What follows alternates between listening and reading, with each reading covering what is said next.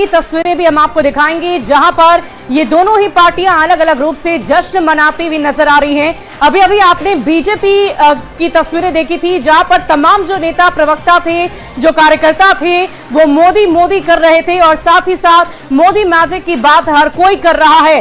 तस्वीरें हम आपको दिखा रहे हैं बीजेपी की, और तमाम जो कार्यकर्ता और नेता हैं उनकी तस्वीरें दिखा रहे हैं, जो बीजेपी का ध्वज लेकर जश्न का माहौल अभी से ही नजर आ रहा है। चेहरे रंगे हुए हैं और ये गुलाल लगाकर ये सभी आज जश्न मना रहे हैं।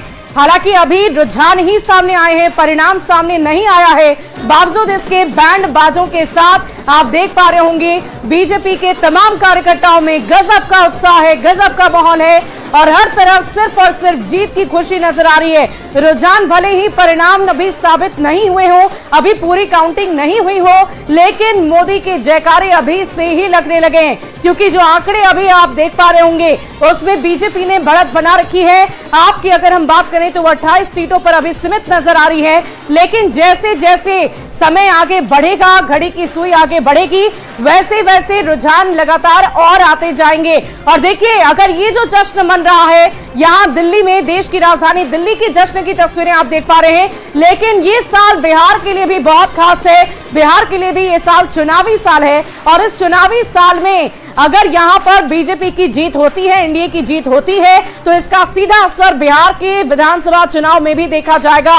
और बार बार हम इस बात का जिक्र इसलिए कर रहे हैं क्योंकि ये साल बिहार में चुनावी साल है और एनडीए के तमाम नेताओं का भी जो मनोबल है वो काफी ज्यादा बढ़ेगा, जैसा कि हमारी सहयोगी शिप्रा लगातार बात कर रही थी। शिप्रा, आपके साथ तमाम राजनीतिक विश्लेषक हैं। इन जश्न की तस्वीर और साथ ही साथ बिहार में जो आने वाले विधानसभा चुनाव है उसमें दिल्ली के विधानसभा चुनाव के रिजल्ट का क्या प्रभाव पड़ेगा, उनसे जरा बातचीत करिए। बिल्कुल शुभी, देखिए हमें इसको समझने के लिए थोड़ा समझना पड़ेगा। 2024 में लोकसभा के चुनाव हुए, उसमें बीजेपी को उस मुताबिक बहुमत नहीं मिली थी। सरकार भले बन गई लेकिन मनोबल उतना ज्यादा नहीं दिख रहा था।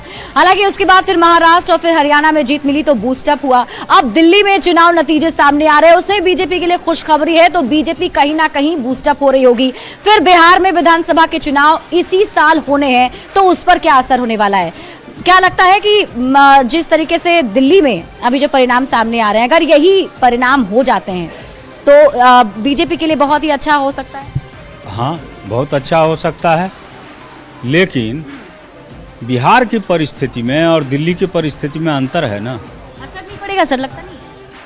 अगर बिहार नहीं, एक चीज़ बताइए कि जो बिहारी दिल्ली भाग आने के लिए मजबूर हुआ, क्या वो बिहार में जा करके उस आदमी को दंड नहीं देगा जो उसे भगाने के लिए मजबूर किया या भागने के लिए मजबूर किया? नहीं, बिहार में पलायन तो एक बड़ी समस्या रही है हमेशा से और लोग बाहर आकर नौकरी करते भी हैं, लेकिन अगर इस बार के सिनेरियो की बात करें और खासतौर पर बिहार में इस बार 5 पांडव कहा जा रहा है, पांडव और कौरव की लड़ाई की। जी शिप्रा, देखिए दिल्ली चुनाव के बाद जो अगले बड़े चुनाव हैं बिहार के ही हैं, अक्टूबर नवंबर में होने की संभावना है और इन चुनावों का जरूर असर पड़ेगा। दो सवाल हैं, पहला कि एनडीए पे क्या असर पड़ेगा, दूसरा महागठबंधन पे क्या असर पड़ेगा। एनडीए की अगर हम बात करें तो बीजेपी के हौसले बुलंद होंगे, लेकिन क्या वो नीतीश कुमार से बार्गेन कर पाएगी, तो बड़ा सवाल होता है। आपको याद होगा कि महाराष्ट्र चुनाव के